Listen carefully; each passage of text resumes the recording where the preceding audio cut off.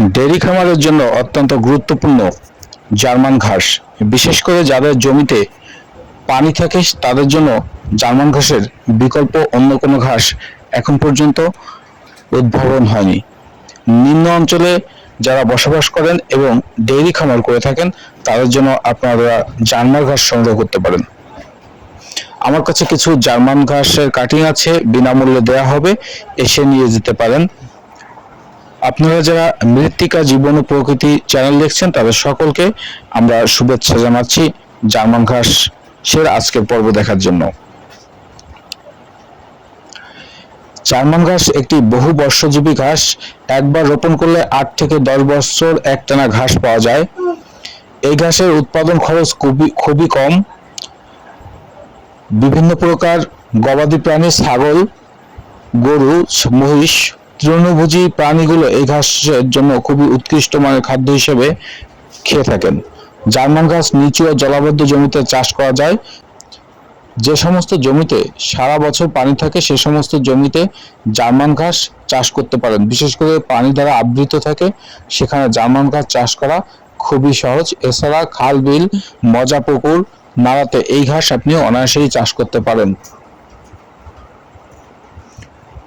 German ঘাসের পুষ্টিগুণ: শুষ্ক পদার্থ বা ড্রাই ম্যাটার 256 গ্রাম প্রতি কেজিতে, জৈব পদার্থ 240 গ্রাম প্রতি কেজিতে, প্রোটিন 18 গ্রাম কেজিতে, বিপাকীয় শক্তি 2.5 মেগাজুল 1 কেজি ঘাসে এবং ফাইবার 36 ভাগ। জার্মান ঘাস চাষ পদ্ধতি: প্রায় সারা বছরই আপনি জার্মান ঘাস চাষ করতে পারেন, তবে শীতকালে এই ঘাসের বৃদ্ধি খুব কম হয়। বর্ষা এবং ডোবা জায়গায় জার্মান ঘাস সব থেকে বেশি চাষ করা যায়। মার্চ থেকে সেপ্টেম্বর মাস পর্যন্ত আপনি এই ঘাস অনায়াসেই লাগাতে পারেন। সারি থেকে সারি বা গোছা থেকে গোছার দূরত্ব 1 থেকে 1.5 ফুট পর্যন্ত আপনি এটি দিতে পারেন। এই ঘাস হতে ভালো বীজ উৎপাদন হয় না। কাটিং এর মাধ্যমে বা মুথার মাধ্যমে জার্মান ঘাসের বংশ বিস্তার ঘটাতে পারেন। চারা তৈরির জন্য গাছ পরিপক্ক হলে কাণ্ডের গিঁট হতে শিকড় বের হয়। এরকম পরিপক্ক গাছের কমপক্ষে 3টি গিঁট নিয়ে কাটিং করতে পারেন। তবে এই গিঁটের পরিমাণ যদি আরো কম বা বেশি হয় তাহলে খুব একটি সমস্যা হবে না। সমতল ভাগে কয়েকটি চাষ দিয়ে আগাছা মুক্ত করে আপনি জার্মান ঘাস রোপণ করতে পারেন। এছাড়া নিচু জমিতে সরাসরি আপনি পানির ভিতরে জার্মান ঘাস রোপণ করতে পারেন। এরপর নির্দিষ্ট দূরত্বে কোদাল দিয়ে গর্ত করে চারা বা কাটিং রোপণ করতে পারেন। কাটিংগুলি ডিগ্রি জার্মান ঘাস উর্বর জমিতে ভালো হয়।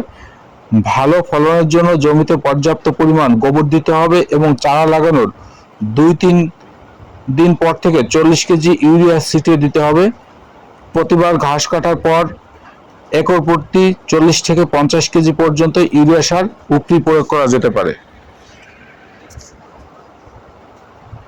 জার্মান ঘাস দ্রুত বর্ধনশীল। রোপণের 50-60 দিনের মধ্যেই আপনি প্রথমবার ঘাস কাটতে পারবেন। এছাড়া বছরে 4 থেকে 5 বার আপনি অনায়াসেই ঘাস কাটতে পারবেন, তবে শীতকালে এর বৃদ্ধি খুব কম ঘটে। জার্মান ঘাস বছরে 5 বার কাটা যায়। উর্বর জমিতে ভালো ব্যবস্থাপনার মাধ্যমে 40 থেকে 45 টন সবুজ ঘাস পাবেন।